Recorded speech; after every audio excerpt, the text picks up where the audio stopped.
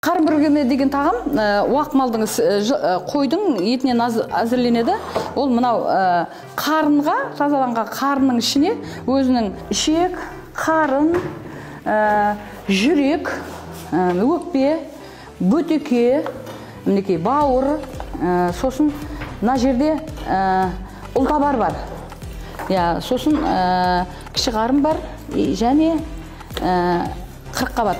Сосын ненің қойдың қабырғалығы сүбесіменен соны алады да, мынаның бәрін турап, араластырып,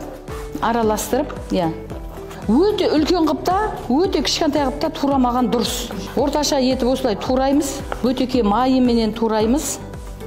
Сосын мінекей мынау бауырды ірі қылмаған дұрыс негізінен.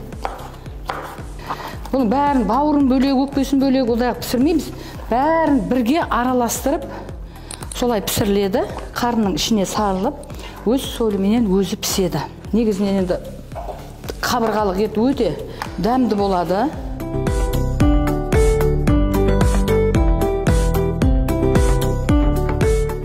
Сосын бұған әрине енді міндетті түрде біз құйрық май қосамыз.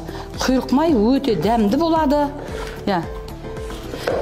Мінекей мынау жаңағы сүбе еттері. Мінекей құйрық майды өте іріде қылмаймыз. Мінекей мынау жарты құйрық, бір қойдың құйрығының жартысы.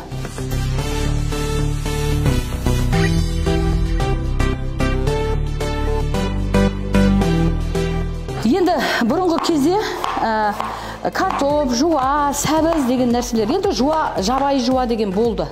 Енді мен білуімше, ол кезде сол енді жуаны пайдаланды ма, пайдаланған жоқ па мен білмеймін. Бірақ енді кішкентай жуа қосып жатырмын. Қарабұрыш қоспаймын, еш нәрсе қоспаймын, тек тұз. Сонда қазір өзінің солы өзіменен өте бұл тамақ дәмді болады.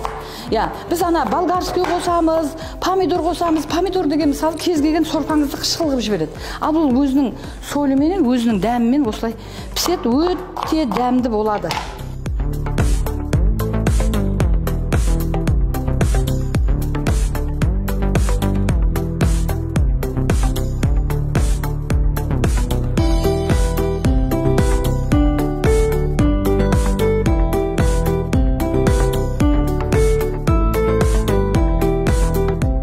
Мені бұлай дәмін көруге болады.